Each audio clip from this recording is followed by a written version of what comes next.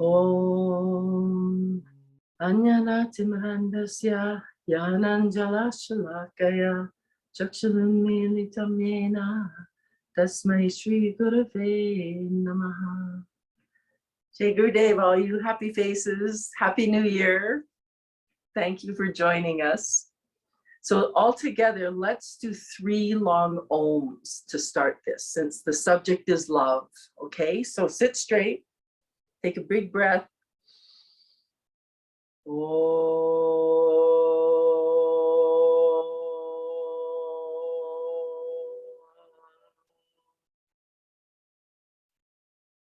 Another big breath.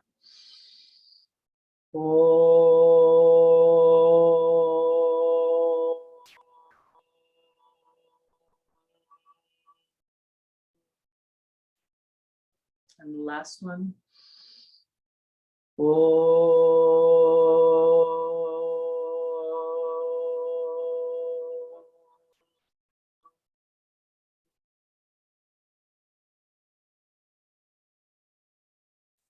So welcome to this satsang about making 2022 a year of love.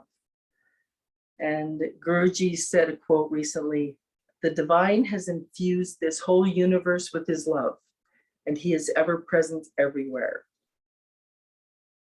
So if you can love all the time, wherever you are, whatever you are doing, you will realize him. Okay, and I know in Bhakti Marga, we're very comfortable talking about love, but for years when I was a freelance writer, I wrote life histories for abused kids. And I realized that for people who didn't grow up in a loving environment, and that's a lot of us, you know, a lot of us hide it or don't want to talk about it, but if you didn't experience love by the age of 3, you have this thing called attachment disorder. And it means that you are so afraid of humans that you've like put up walls and castles to protect yourself from people who might hurt you. So the context that you need to adapt is to understand that divine love is not that love, okay? That human love is fickle. You know, Guruji says how it comes, it goes, it's not dependable. Divine love is, and it's actually the fabric of the universe. And when you chant Om, that is the sound of love. Okay, so this is actually how we are made, is from love.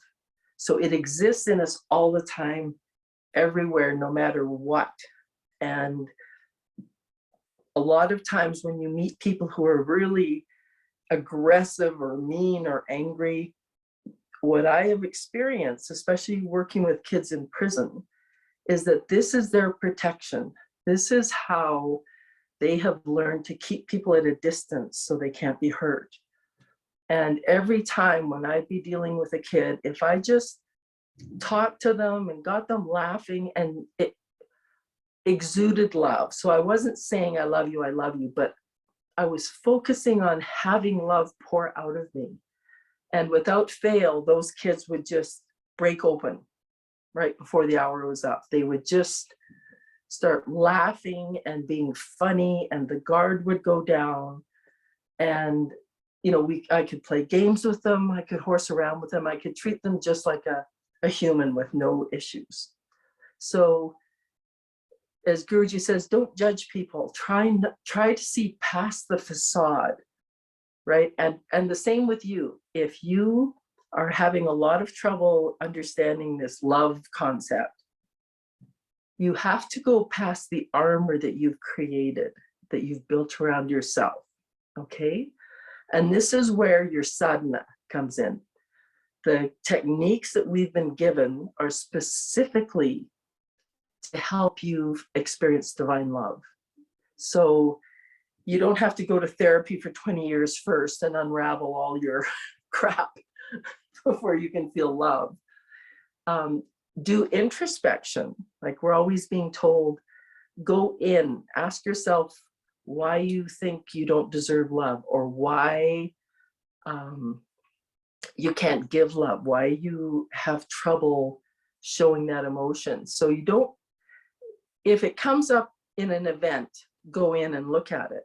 But otherwise, do your japa. And for those of you who are doing Atmakriya yoga, you are infusing love into each of your chakras when you do the ohms. Okay, so these techniques are specifically to awaken love. And as far as everyday circumstances where you can experience this, you know, in my first memoir, I talked about how I was always following this voice in my head, and now I know it was Babaji when he finally appeared in person. But back then, I didn't know what this voice was, and so I was afraid to tell people that I was following instructions. But when I was in Los Angeles writing in 1988, this idea came into my head to go live with the homeless. And this was before anyone would talk about the homeless. No one, it was like having lepers around. No one wanted to admit the problem existed. No one wanted to admit it could happen to them. Okay, so it was a real forbidden subject. Now, you know, hopefully there's more support groups and people realize we're all one step away from being homeless. So I got this epiphany to go live with the homeless on Venice Beach. And the woman I was living with in Hollywood lost her mind. And she was like, you're going to be raped and murdered before the night's over. And I said, I can't, I have to follow this. Like, I have to follow this idea. And so I dressed, I wasn't stupid. I dressed in a really nondescript outfit and hid my hair up under a hat so that from a distance, I could even look like a man, right? I was just nondescript. And when I first walked down on the boardwalk, these homeless men were walking towards me. And so they were looking really tough. And so I started to look tough. And the voice in my head said, oh, sure, go live with the homeless, but for God's sake, don't talk to them. And so I snapped myself out of it and I looked straight at these guys and I said, good morning. And they all just gave me these huge smiles. Good morning, pretty lady, have a great day. Like, it was instantaneous. And that set the mood for the entire week on that beach. Was I didn't put up that front of, you know, toughness or aggressiveness. I put out love. And what happened was all of these different camps, like the homeless on Venice Beach, they get into camps. And so like-minded souls stay together. And I was invited to stay at a camp of runaways, like runaway kids. And so at first I thought I was just an observer, and then I realized I was running away from my life too, right? So I was a runaway just as well. And the kindness and compassion that I felt was unbelievable. And it actually made people who knew me in Los Angeles, it made them angry because they wanted me to meet their expectations, that I should have been murdered and raped. They didn't want to hear that it was about love. Right? They didn't want to hear that you could approach people in that intense situation and experience love. Okay, so in a milder version, if you can approach your days like that, you know, no matter where you go, you know, you're filling up your car with gas or you're at the grocery store, you let yourself exude love and you'll be astonished at how people will react to that, right? You might think you have a really difficult neighbor. Sometimes you give them a smile and they burst into tears because nobody has smiled at them in years, right? I've had amazing statements from people just from being friendly to them. And people are more alone and afraid than we realize right now. So even if you just, in your daily errands, if you just walk through a place consciously sending love. You don't have to go up to everyone and go, I love you, but you mentally say, I love you as you move through the day. And you'll just see this whole wave, right? Just shifting in front of you. And people will just start smiling, being lighter and being happier. So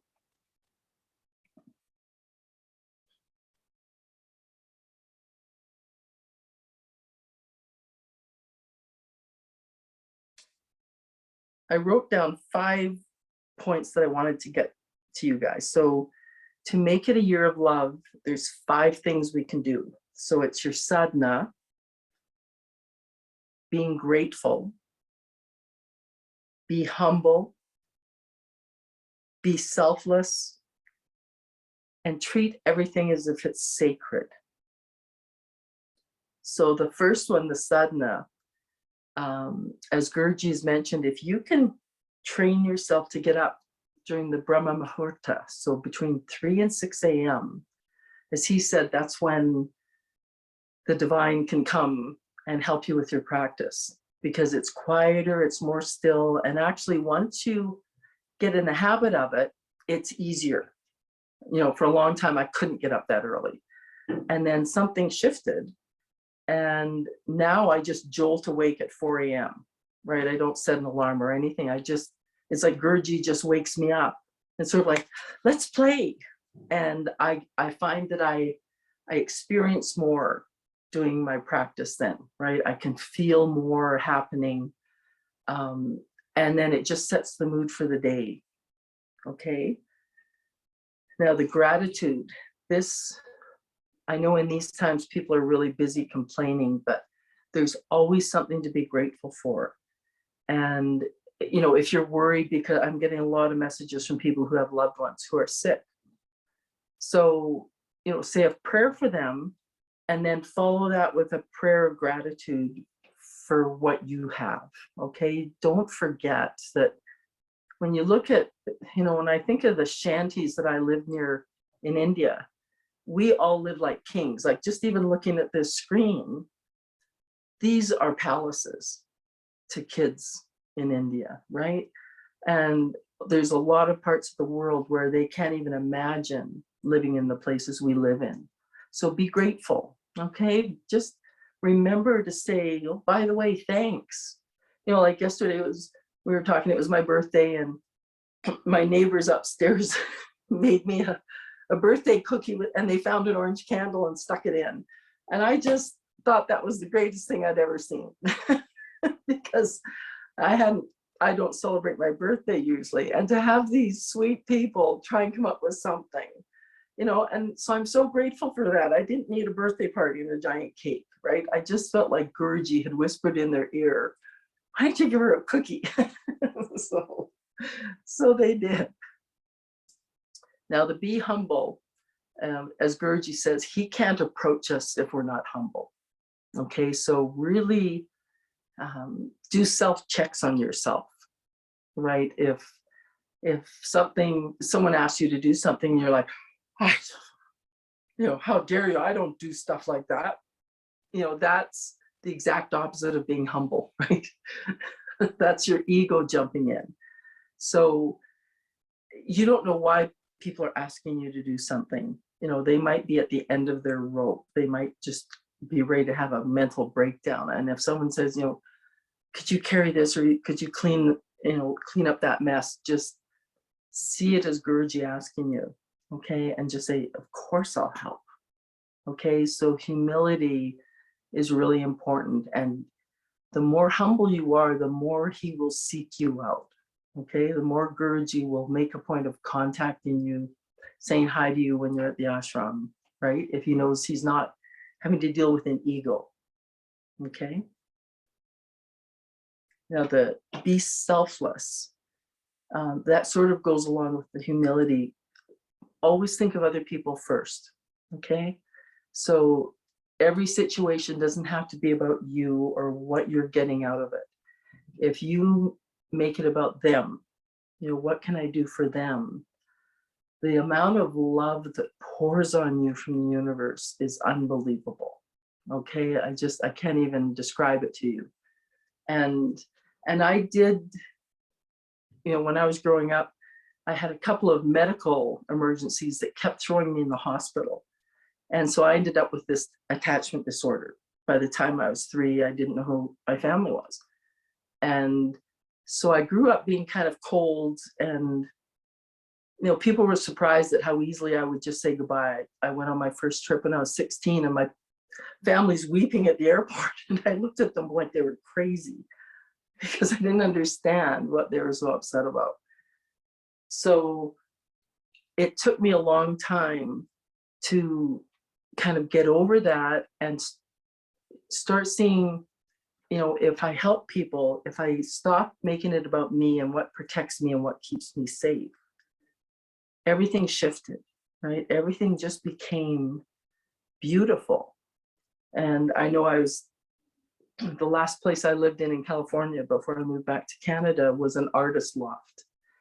And I'd always wanted to live in one as a teenager. And I thought as a single mom, I'd missed my chance. But all of a sudden I was offered a room in this artist loft with my son. He was 5.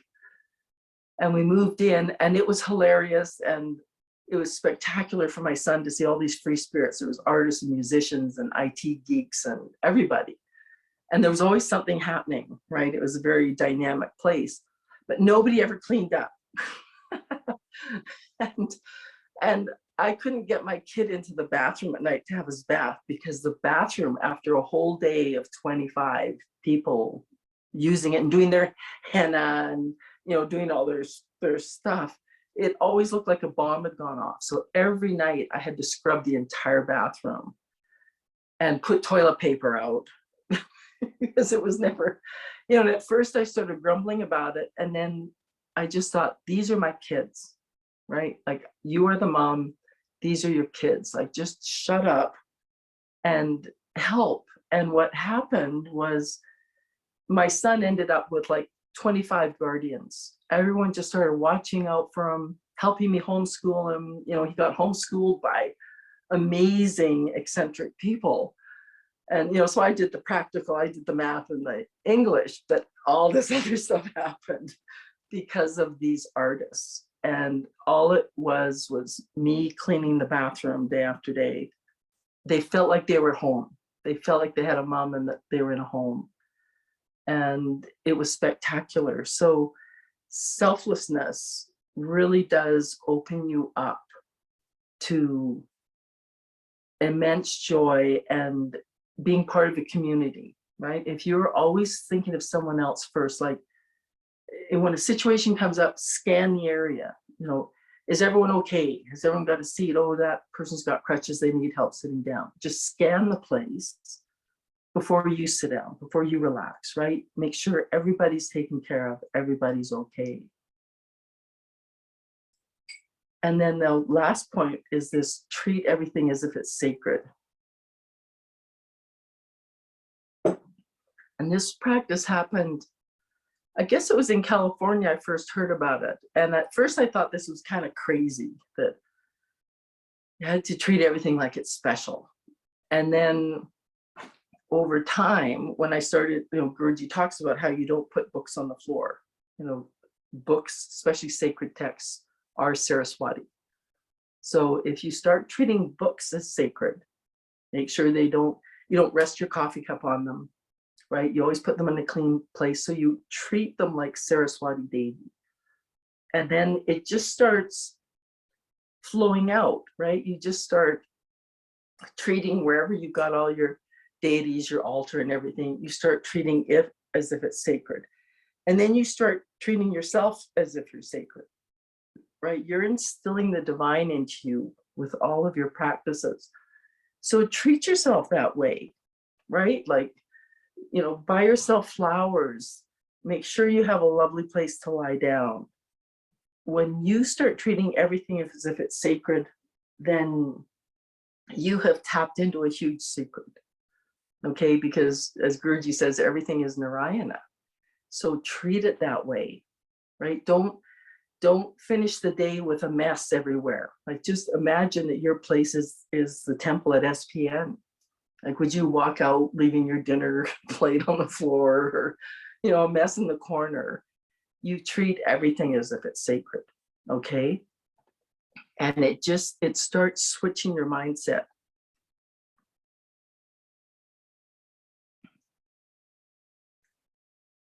So as Guruji says, whatever you focus on becomes your reality. Okay, so by focusing on these points, but especially the love, that becomes your reality. And what you're thinking of at the moment of death sets up what the next incarnation is, or if you attain liberation. So if love is what's sitting in your mind, like, I just watched that movie that Guruji watched, the Don't Look Up, where the planet gets wiped out by a comet. And when I was watching it, I was thinking of that. I thought, those people, you have to be careful what you're thinking of at that last moment. Like, if a comet's going to come and obliterate the planet, you better be thinking of love, right? And maybe say a gratitude prayer, just say, thank you, this was a great ride, right? So train yourself to always be having that positive mindset. And that's where you have to be careful about toxic environments. Be careful who you're hanging around with or what you're watching. I used to get a kick out of watching some of these shows like The View and some of the shows where a bunch of women are talking about the events of the day or whatever. And I finally realized I couldn't do it anymore, that it was putting such an argumentative fight mentality in my head, right? That there were days when it could really depress me. So be careful what you're watching, and also be careful what discussions you're allowing to happen, because that can send you right out of that love space in a second. And especially in these days where there's very few safe topics anyway. If you're not talking about the divine, watch out. Like, if you're talking about any of the hot topics today, you could end up in a fight. So really steer conversations into a positive mode. And if people are belligerent about wanting to fight about COVID and vaccines and the climate change and anything else, just all you say is, I don't want to talk about that. You have the right to say, I don't want to talk about that. You don't have to participate in some of these bizarre conversations. So recently, when we all went through the Narada Bhakti Sutras, basically they are talking about how you develop love with the divine, okay? And Narada says, this is the way love develops.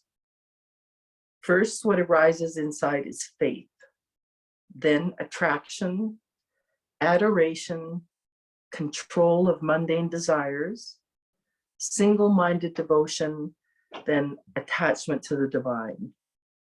And he said, then the supreme love to God awakes. Okay, so he, even way back when, laid out the steps that we start going through. So it's not, be gentle with yourself. Don't get upset if you don't immediately feel like waves of love for the divine. If you're still kind of feeling cynical and you've still got a lot of your samskaras in there just telling you, this is crap, you're never going to experience divine love. You just go through these steps. And the first one is faith. You just have faith that it will happen, okay? There's no other way to explain it. There's no scientific thesis that's ever going to help you take the first step. So faith is the way to start. And as Guruji said in Sutra 71 of the Narada Bhakti Sutras, he said, you, the devotees of Sri Hari, are reminders of the presence of God. The body of a devotee has transformed from matter to cosmic vibration, which continues after the soul leaves the body. Celestial beings and devas celebrate when such a devotee is absorbed in that divine ecstasy, because this is so rare. The devotees of Bhakti Marga have come because of this time. The world is full of demonic qualities, so be one of those that radiates that love. Okay, so don't underestimate your mission on earth. The fact that you agreed to be incarnated at the same time as Guruji. And it's like there's you know, like Lord of the Rings, where that darkness is starting to spread everywhere. We're all these little lights, right? And the more you combat the darkness by refusing to buy into it and just loving, you know, no matter what's hurled at you, no matter what insults, if you just keep expressing love, then that's how you battle this darkness.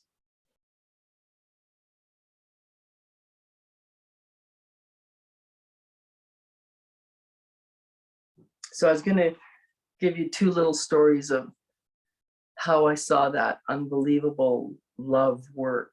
And one of them was when my son and I were in the artist colony in California, and he was watching cartoons one Saturday morning, and I went out and I just was going to get a coffee and some cash from the ATM and then run back upstairs, and we were going to have a day at the beach.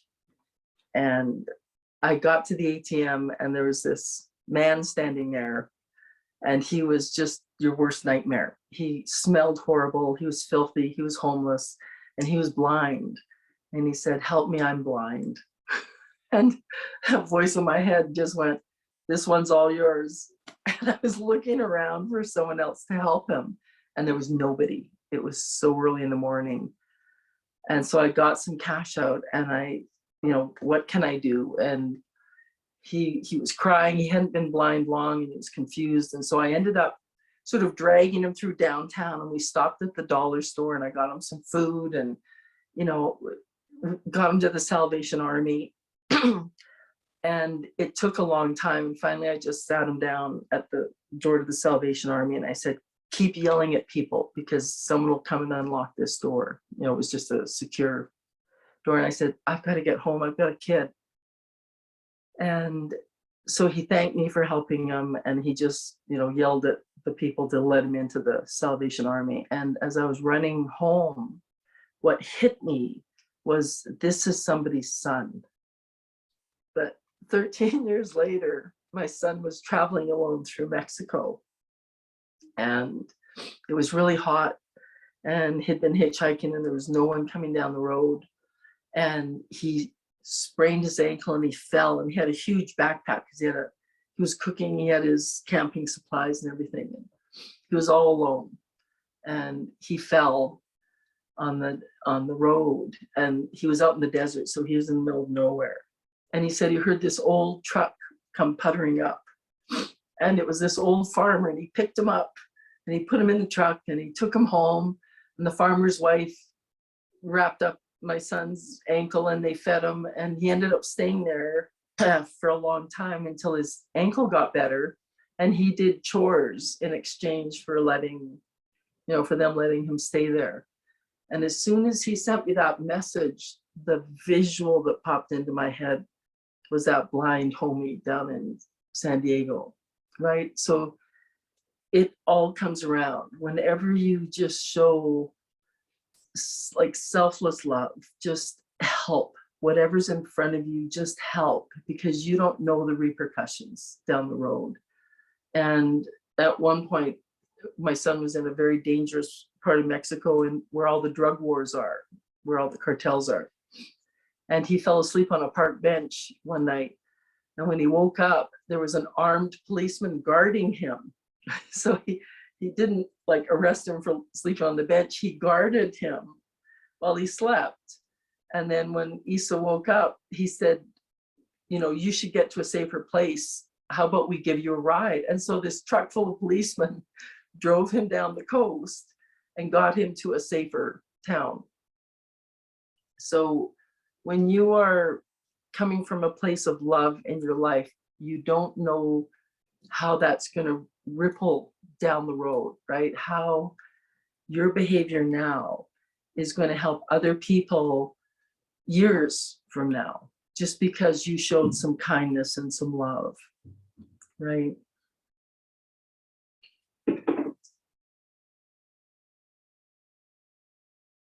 One thing Guruji says as far as keeping that love intact in yourself is, he says, stop looking for approval from flawed people who are also looking for approval from flawed people. The approval of the perfect one, who loves you unconditionally is all we need, right? So don't depress yourself by trying to get approval from people who will never give it or are incapable of giving it or giving you love, right? The only approval you need is from Guruji, from Narayana, from the divine, and you've already got it because they created us. And I used to make that mistake. I would find the most messed up person I could and try and get approval from them. And of course, it always ended in disaster. Like, you know, most people who have issues are incapable of giving love.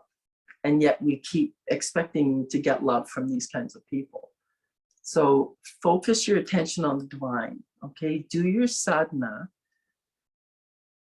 Do these things we talked about. Be humble, be grateful. And you end up staying in a very soft place. Like what I first experienced from divine love was, you know, I was always looking for that human love, which is kind of wild and intense. And when I finally started experiencing divine love, it was this gentle, soft, peaceful thing, right? So it took me a while to understand that that's what I was experiencing.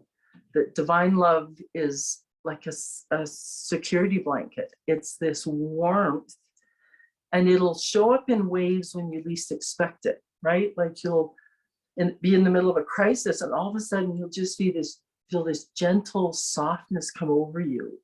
And that's divine love. That's holding you in place and letting you know you're safe, no matter what the test is, right? No matter how big the trial is, know that it's got your back. And all you have to do is keep breathing and stay centered in your heart.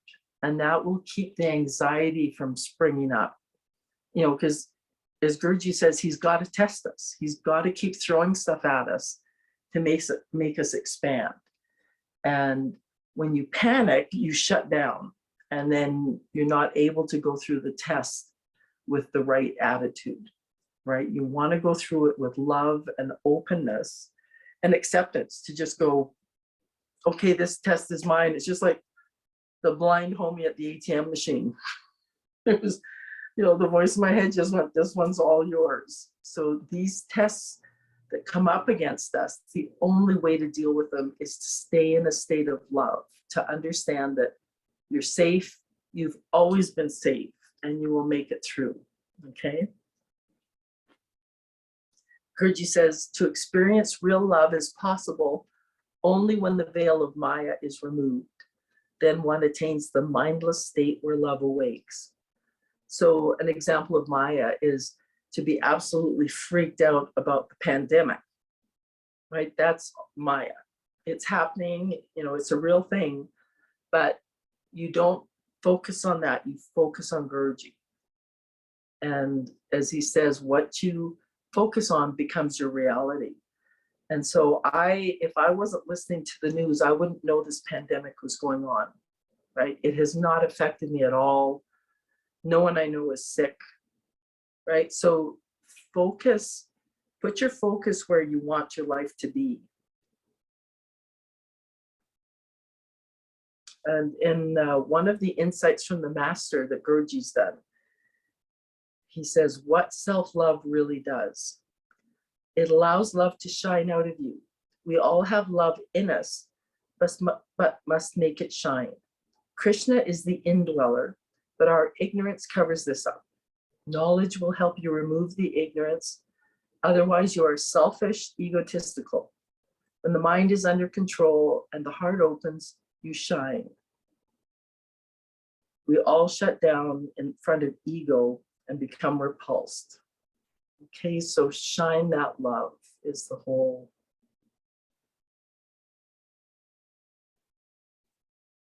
So we're going to do a quick meditation with that thought in mind. So this is from the Just Love 2 book of Guruji's with the beautiful Ram photo on it. So everybody sit comfortably and close your eyes.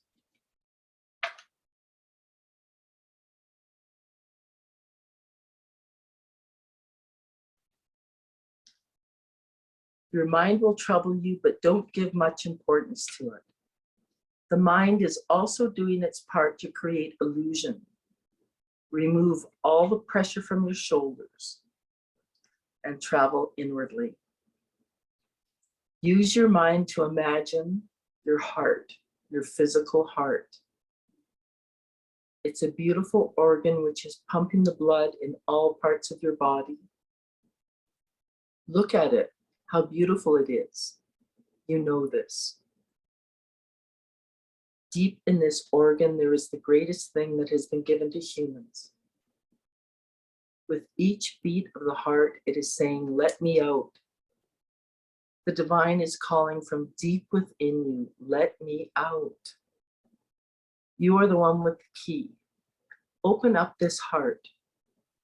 Make this heart of flesh become the heart of light, a light that the mind can't comprehend, a light without any form, a light without any color. The complete, beautiful, and most majestic light, even brighter than the sun. See this light. It is who you really are. Once you see it, once you have it, don't let go of it. Keep it always and radiate this light. At every moment, wherever you are, just be this light. Through this light, healing will happen. Through this light, pain will be healed. Through this light, realization will be achieved.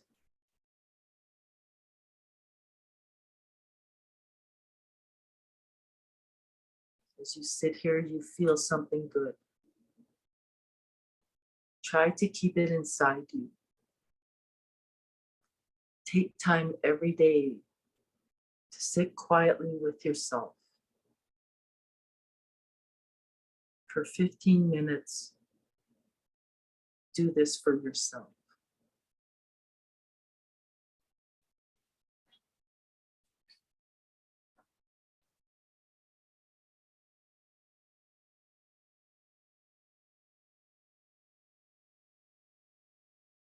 Now you can open your eyes.